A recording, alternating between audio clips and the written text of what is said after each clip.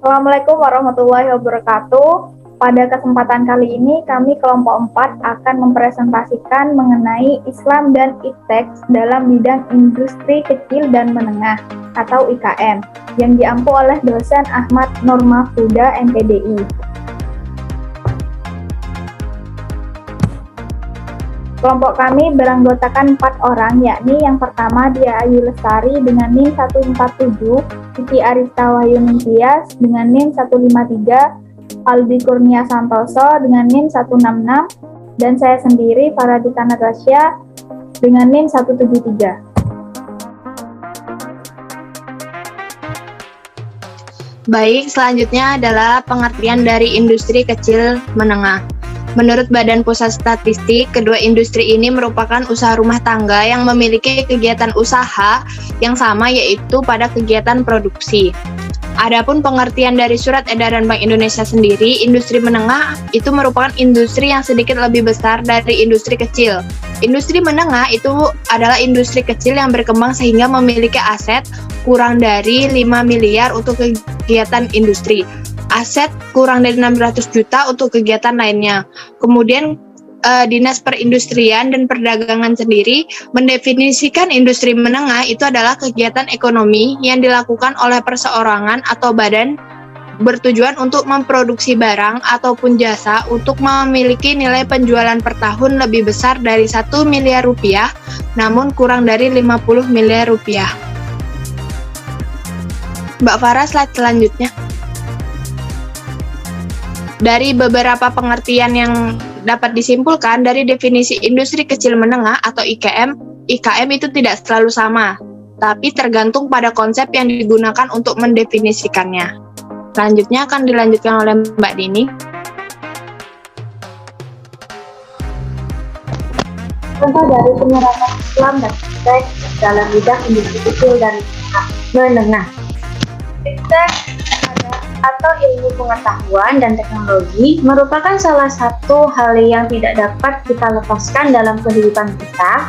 Kita membutuhkan ilmu karena pada dasarnya manusia mempunyai suatu anugerah terbesar yang diberikan oleh Allah Subhanahu wa Ta'ala hanya kepada kita, manusia, tidak untuk makhluk yang lain, yaitu sebuah akal pikiran. Sains dan teknologi yang diciptakan para ilmuwan tidak semua baik untuk kita. Terkadang ada pula yang menggunakan bahan-bahan berbahaya bagi kesehatan lingkungan sekitar. Adapun salah satu penerapan Iptek dalam kegiatan usahanya yaitu pada usaha laundry yang diberi nama Simply Fresh Laundry.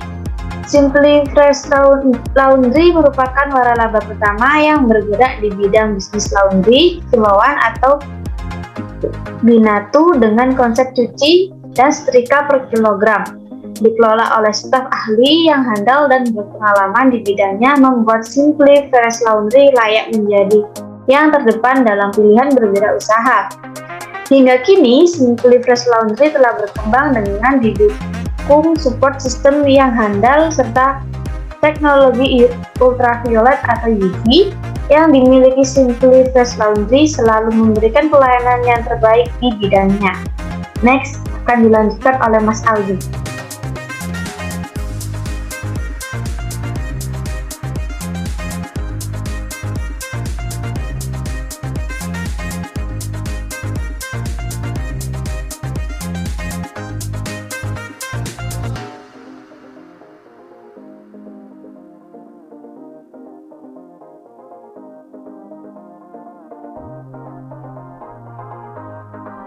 Mohon maaf Mas, suaranya nggak ada.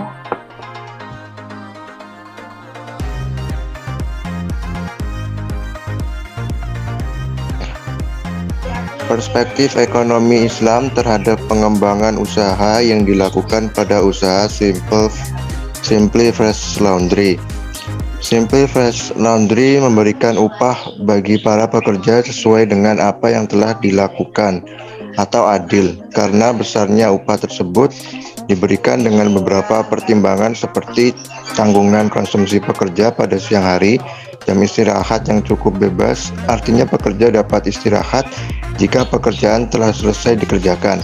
Pekerjaan yang dilakukan setiap harinya pun tidak terlalu banyak dan dilakukan dengan menggunakan mesin sehingga mempermudah pekerjaan dalam melakukan pekerjaannya dan juga tidak terjadi eksploitasi tenaga seseorang pekerja karena dilakukan sesuai dengan yang telah disepakati dalam perjanjian mengenai jenis pekerjaan yang akan dilakukan serta termasuk besarnya upah yang diterima.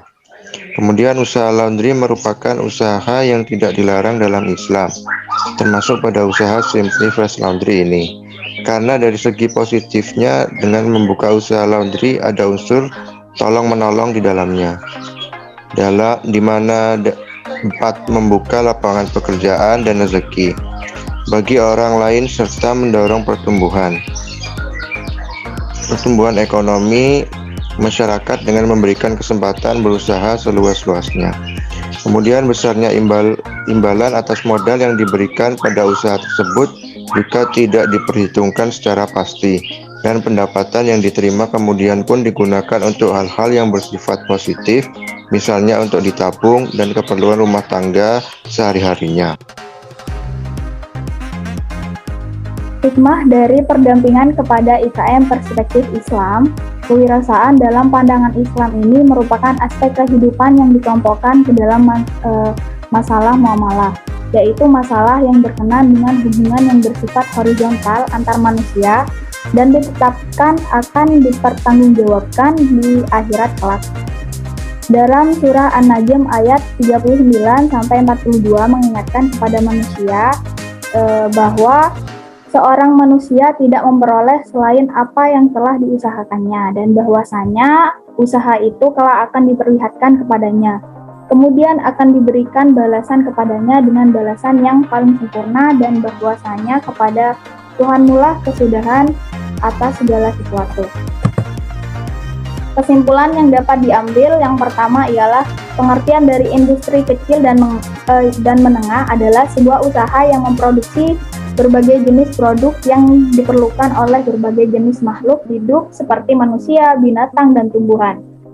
Jika aktivitas yang dijalankan oleh sebuah perusahaan meliputi produksi dan pemasaran sekaligus, maka perusahaan tersebut bisa dikategorikan sebagai IKM dan UKM sekaligus. Yang kedua, contoh IKM yang diambil dari peranan Iptek dengan menggunakan perspektif Islam, yaitu pada sebuah usaha Simply Fresh Laundry.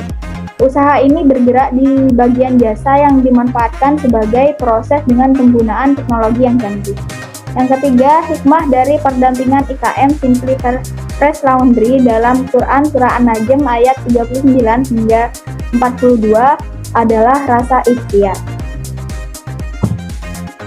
Mungkin itu saja yang dapat kami presentasikan mengenai iptek dan teknologi. Kurang lebihnya mohon maaf dari kelompok kami. Sekian. Wassalamualaikum warahmatullahi wabarakatuh.